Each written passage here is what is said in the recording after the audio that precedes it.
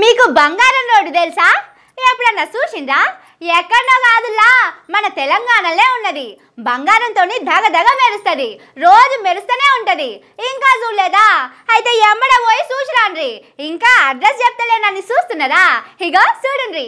మహారాష్ట్రలో మొదలై Machilipatnam దాంకబోయే national highway 65 ఉన్నది కదా, ఆ రోడ్డేనులా బంగారం రోడ్డు. దీని మీద చాలాసార్లు తిరిగినాం. గజం లోతు గుంతలున్న డాంబర్ రోడ్డే కనిపించింది కానీ బంగారం రోడ్డు కనిపించలేదని పరేషాన్ కాకుండ్రి. ఈ రోడ్డు మీదకి వెళ్ళి తులాల లెక్క కాదు, కిలోల కొద్దీ బంగారం పోతున్నది.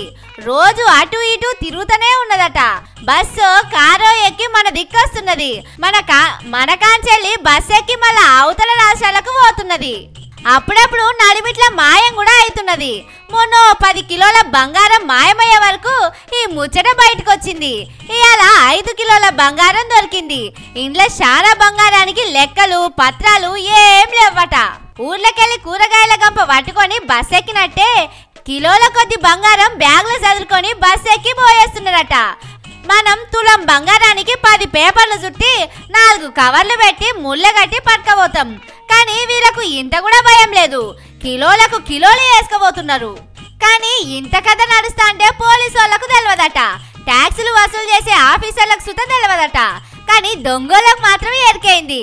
ఎవరెవరు బంగారం తీసుకుపోతున్నారు, ఏడికెళ్ళి ఏడికి పోతున్నారు అనేది మొత్తం దొంగలకు తెలిసింది. సందు దొరికినప్పుడల్లా ఇంతంత మూట కట్టుకొని పోతున్నారట. కానీ ఇంత కథైతున్న ఆఫీసర్లకు ఎందుకు తెలియలేదు, ఇన్నొద్దులు ఎందుకు చెకింగ్ చేయలేదనేది తెలుస్తలేదు. అంటే సర్కారుకు కట్టాల్సిన ట్యాక్స్ ఆఫీసర్లకు కట్టిరు కావచ్చు. కిలోల కొద్ది బంగారం పోతున్నదంటే ట్యాక్స్ కూడా గట్టిగానే ముట్టిందేమో మరి.